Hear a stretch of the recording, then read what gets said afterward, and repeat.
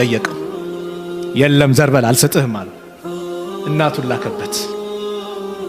የልጁ እናት የሰውየው ባለቤት ማለት አንቺን ላከብኝ እንኪ ስጪው አይመልሰው አለ።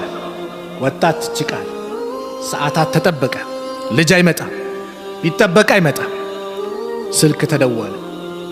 ልጃችሁ በመኪና አደጋ ሆስፒታል ላይ እኛ ሆስፒታል ይገኛልና መታችሁና ጀናዛችሁን ተረከቡ።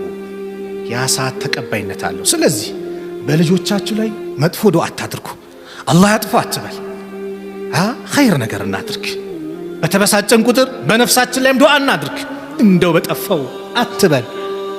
እንደው የንብረት እንዲሆነ አትበል። አላህ ሰፊ ብዙ አለው፣ ሀብታም ነው፣ ምንም አይጎልበት። አላህ እንለምነው እንጂ ሙስታይድ ነን። በዚህ መልኩ ነው አላህ ለምን አላህ የተጨነቀን ባጠቃላይ ይፈርጃል።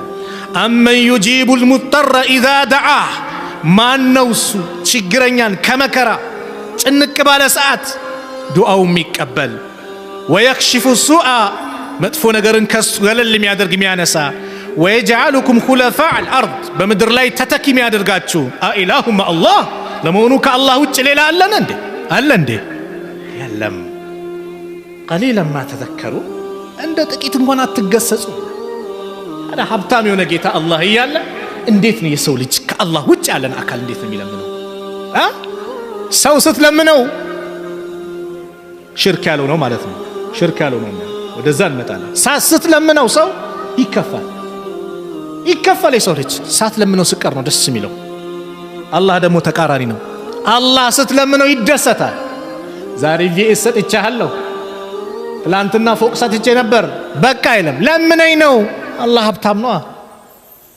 ሲሰጥ እንዲህ በማንኪያ አይደለም። አላህ ዘንድ ሀብታም የሆነ ጌታ ነው።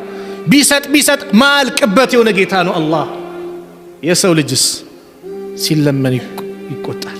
አላህ ሳይለመን ሲቀር አላህ ይቆጣል። መን ለም የስአልላህ የግደብ ዐለይህ ያሉ ነቢዩ ሰለላሁ ዐለይሂ ወሰለም። አላህን ማይለምን አላህ ይቆጣበታል። ወንድሞች አያችሁ፣ ምንም የፈለክ የመኪና አይነት ይኑርህ፣ አላህ በረካ ያርግልህ። አሚን በሏ። አላህ በረካ ያርግላችሁ። የፈለገ ይኑርህ፣ የህንፃ አይነት ይኑርህ፣ አላህን ከመለመን ግን እንዳትወስን። አላህ ነው። ድሃዎች ናችሁ፣ ከጃዮች ናችሁ ብሎ የነገረን ማን ነው? አላህ ነው።